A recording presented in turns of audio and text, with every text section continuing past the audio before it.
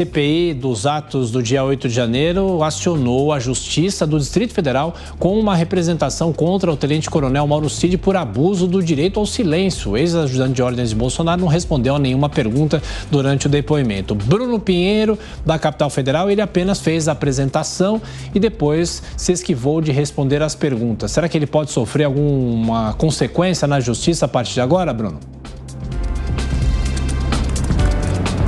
Essa é a expectativa. Esse recado, inclusive, já havia sido repassado aos advogados do ex-ajudante de ordens de Bolsonaro. Ele que fez uma fala de 9 minutos e 49 segundos. E no restante, cerca de aproximadamente 50 perguntas, ele ficou em silêncio. Não respondeu e respondeu somente que iria utilizar o seu direito que havia sido um respaldo da Suprema Corte. Só que a gente já havia antecipado que não era um silêncio absoluto, era somente em ações, em algum tipo de questionamento que ele entendesse como autoincriminação. E ele se limitou a responder até a idade, quando ele foi questionado.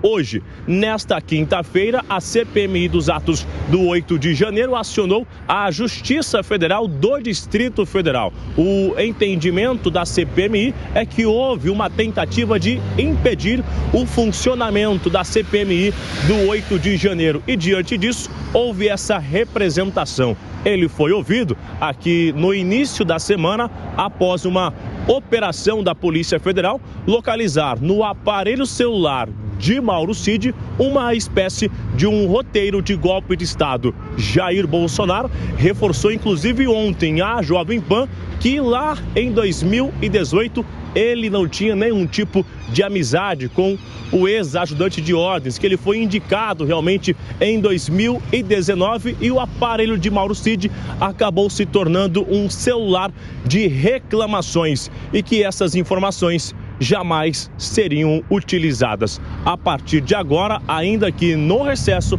é aguardar o entendimento da Justiça Federal do Distrito Federal, viu, Thiago? Pois é, essa discussão e agora, claro, com o recesso, só no segundo semestre a CPMI volta a ter sessões, todo esse debate, toda essa discussão em relação aos convocados. Bruno Pinheiro de Brasília, até já. Diogo Schelp, será que Mauro Cid pode ter algum problema na Justiça ou ele usou a prerrogativa da Justiça para ficar em silêncio? Com certeza ele extrapolou o que lhe havia sido concedido pela ministra Carmen Lúcia, não é? Ele tinha ali o direito, né, de não falar a respeito de temas, fatos que pudessem incriminá-lo, que pudessem criar provas para ele próprio, mas ele não aceitou responder sequer a data de nascimento, quer dizer, a própria data de nascimento. Então, claramente, isso não o incriminaria de alguma forma. Na verdade, acaba sendo um silêncio incriminador, porque se a pessoa não tem nada a temer, não deve nada com os fatos que estão sendo investigados, não há por que não explicá-los, né? Não há por que não elucidá-los. Ao contrário, ele ficou em silêncio o tempo todo, o que, além de tudo, né, acabou sendo uma forma de desrespeito aos representantes do povo, os representantes eleitos que estavam ali para tentar descobrir o que aconteceu no dia 8 de janeiro e nos fatos que antecederam aqueles atos. Capês, na sua análise, o que diz o silêncio de Mauro Cid? Bom, em primeiro lugar, ele perde uma oportunidade de esclarecer. Claro que era uma oportunidade dele exercer sua autodefesa, apresentar explicações, e ele perde essa oportunidade. Por outro lado, é muito difícil separar aquilo que ele poderia dizer e que potencialmente não o incriminaria.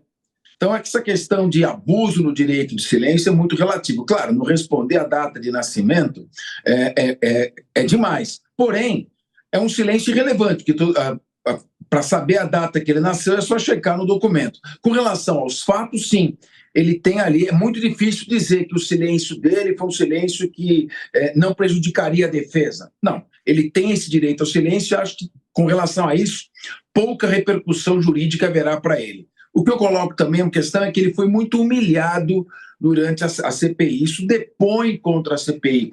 Deputados fazendo discurso, a senadora Soraya Tronic humilhou o investigado, e não é para isso que se serve uma CPI. A CPI é para investigar, não para humilhar a pessoa que está ali convocada para depor. E um último ponto, Demorou muito. Esse tempo de prisão provisória é incompatível com a legislação processual. Esse método já foi usado pela Lava Jato para forçar delações e, a meu ver, contraria o nosso sistema e o nosso ordenamento jurídico processual. Ele está preso quando você tem, por exemplo, um ator aí muito conhecido respondendo por crime de estupro de criança e já foi condenado por acumular material de pornografia infantil em casa, respondendo processo em liberdade. Então, esse tempo de prisão provisória também é abusivo. Olha, agora um giro internacional.